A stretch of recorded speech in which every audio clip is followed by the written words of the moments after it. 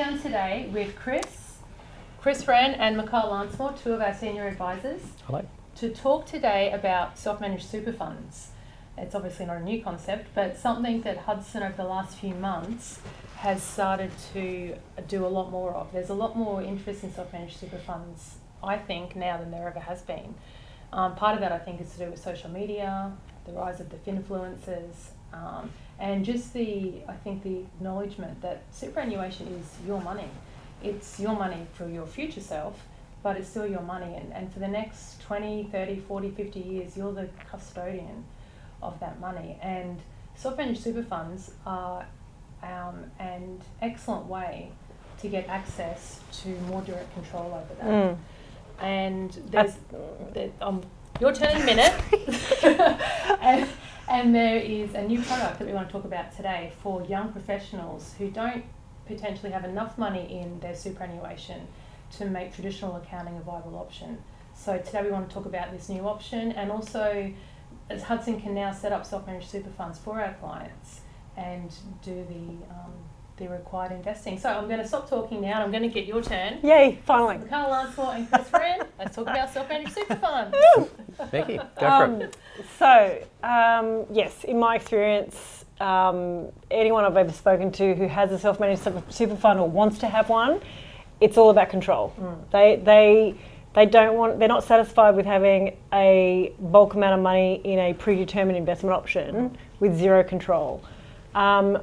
Probably one of the most limiting factors has been the account balance. So ATO have always kind of said between 200 and 300 grand makes it feasible. Yeah, many years ago they came out with that, didn't they? I think they've revised that now. Yeah, I think so. We were kind of waiting for it. Like it was it 200 or 250? They said originally. Yep. You know, you've got to have that as a minimum because the overall cost of it. But yeah, have they revised it? It has come down. It has come down. It has come down. Huge. But there's still, there can be a cost. I've got a self-managed super fund, and I kind of talk about it as an additional taxpayer in the family. It's like it's like another person. It's an entity. It's like, yeah. But yeah, I think there was a big rush for SMSFs when borrowing became available. Every man and his dog had an SMSF. Then there was a crackdown. SMSFs were wound up, but now it's coming back into definitely become favour. Popular again.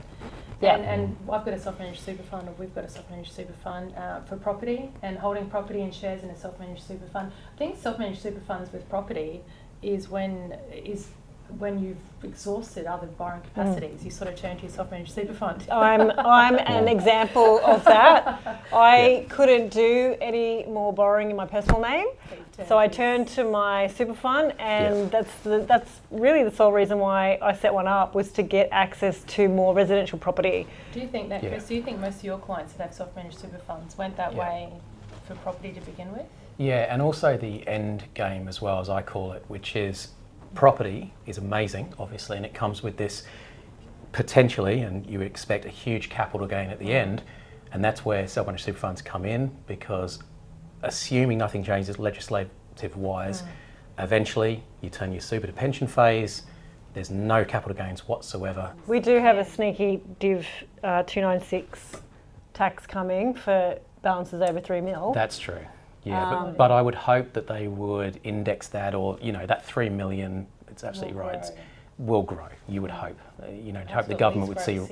Yeah, you'd hope they'd. We're getting off topic. We are. Okay. You'd hope they'd be sensible on that one. Got to bring us back. Okay, back to self-managed super funds. So, I think we can all agree that a self-managed super fund does give you a lot more control, a lot more options. I mean, you can buy Picasso paintings. You can buy vintage cars and arcade machines. If you've got your own business, you can buy commercial property and have your business rent it from you, which is an amazing opportunity. That's huge. Yeah. So there are many benefits of a traditional self-managed super fund. But what about for clients who have just finished, uni, they're graduates, they've got a little bit of super, and then they know that they're going to be earning big money. They know that they want a self-managed super fund. They're already on top of their investment. Are you suggesting that there's potentially a way for people with smaller balances to have a self-managed super fund? Do we have a product for you? So yes, Chris, there is an opportunity. So look, at Hudson we use, I talk a lot, don't I? At Hudson, we use Colonial and Hub as our two major platforms. It's like using Woolies or Coles. They're just a platform that hold shares. And there's pros and cons, and one suits one person and won't suit the other. Yeah. That's what we figure out. Hub 24 are very innovative though, and they do a lot of new products. They've bought Class 1, which is an accounting, prac firm, a company. And Hub's our choice of wrap account. It is. So Colonial's our choice of master fund. Let's talk about Hub though. Let's talk about Hub's self-managed super funds. Yeah.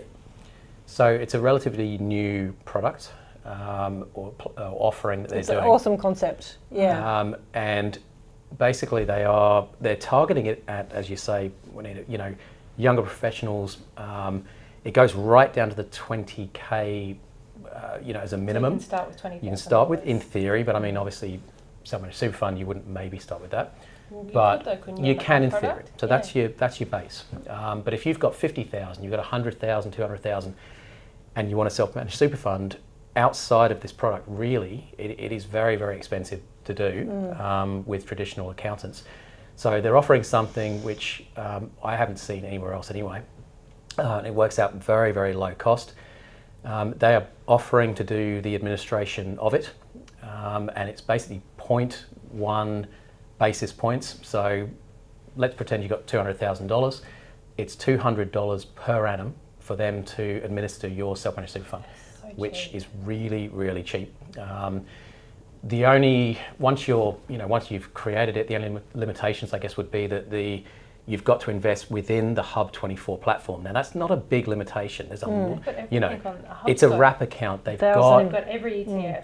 Yeah, you want to share, you want an ETF. They've got thematic ETFs, like they've got crypto, they've got global cybersecurity. Every niche market you can think of, really. If you like a country, you want to buy India or China, or a commodity. Gaming ETFs, they've got gold ETFs. Yeah, I was going to say commodities or precious metals, gold and silver. So you can do all of that. What you can't do, and they know this, and they've marketed this product for this, you can't do anything outside of their products. They know that. So if you do, and so the whole point is you would get into it to have a self-managed super fund, set it up, have it running, and you can do everything under the Hub 24 platform, which is huge. There'll come a point perhaps when you want to buy a property, like you've got a self-managed super fund, and we do, and we've done property and we've done land, and when that time comes, it's very, very easy. You can transfer administrative rights to an accountant. You would have to find an accountant to do it. And that's fine. You can do that. So could I ask? So then you can branch out and do that. So could you leave? So I've got $200,000 in Hub. I've got my shares and I've got my ETFs, and I want to buy a property. I'm going to use 100,000 of that as a deposit for my property. Yep. So I take my administrative rights over to a traditional accountant. Yep. And then he takes on that. Administers does the tax return, the audit every year. I don't have to roll out my Hub shares. Exactly, and that's part of the advantage. Yeah. So there's no need to wind it up and no capital gains. Exactly, you avoid the capital gains. You can keep your shares there, and you might use 100, 150, whatever, and go and purchase the property or anything else, like you say, Picasso. And you can transfer it back. What if you sell your property and you sell your Picasso, and you just got shares again? Can you transfer the accounting rights back to Hub? Yeah, 100% you can. So you get the cheap accounting again. Yeah, and again, that's what Hub 24 is kind of aiming for, I think, with it. They're targeting that early market and late market. So, let's go through the whole lifespan of a client. You're 25, you're a medico, you're earning 150 a year, you don't have a big super balance. You want a self-managed super fund. Because you want to buy your practice in the... Well, maybe, yeah, it's absolutely down the line. Well, you're jumping ahead to another one there, but absolutely, maybe. But the point is, you don't have enough that you would go to an accountant, with 50 grand. Even they would say to you, self-managed super fund, bit early days, fella, But you can with Hub because it really is cheap, the way they do it. The opportunity is the low-cost setup. So if a traditional SMSF is in your future, but you've always been told you don't have enough, this is a really good way to get a cheap, to set it up cheaply, to spend a couple of years building your balance, and then when it comes to a certain balance, then you can look at your options of, is now the time to look at property, and at that point, you might pay a bit more in accounting fees, but you know, you've got more in your balance. And they expect that. And that's why I say they Balance. target the early and the late market. So you can build that up, you can invest in all these different things, as we advise our clients to do, ETFs, as you say, and under Hub 24. You might build that up to a point where I want to do something different. I want to do property, I want to do whatever. You change the administrative rights, you buy your property, you might hold that for 20 years. They do target the latter market as well, which is, imagine the 65-year-old, 70-year-old has had these properties all this time. They got to pension phase, like I say, the end game, sold them or gradually sold them, capital gains tax free, they're back to cash, they want liquidity, they want income. And so, as I say, it might be 65, So 70. look after them that end. Exactly. Ah. They then transition back from the traditional accountant, great. back to Hub, and moving back to liquid assets where they can, you know, And cheap administration. and cheap administration Yeah. again, and then they can create an income and do, you know, all the things we do, bucket We're all- strategy and pension phase and all that stuff. So We're all obviously fans of self-managed super funds here. We all have one. And now we can look after from 25 to Young accumulators. 75 with self-managed super funds. Yeah. We also have the ability of setting up traditional self-managed super funds now at Hudson. While we're not accountants and we can't audit them and we can't service them ongoing, we can set up we can do all the documents. structure. Yeah, we can set up the administration of a self-managed super fund. So lots to talk about. My only request would be that people are creative with what they call their self-managed super fund. Oh. I'm a Some of the stickler for names. that. Some of the names that you can come Yes. up with. It's like an entity. You just get to, you Absolutely. get to name an entity. Yeah. Have some Thank- fun. Thank you, both of you. That's exciting. Chris Wren, Mikhail Lansmore. I'm very excited about the new Hub 24 product. So It I'd is love innovative. to talk It really to is. young accumulators about it. So any questions, anything else you want to know about it, please call us, talk to us, email us. We love super. Self-managed We love super, super. to be exact. That's a take. thank you.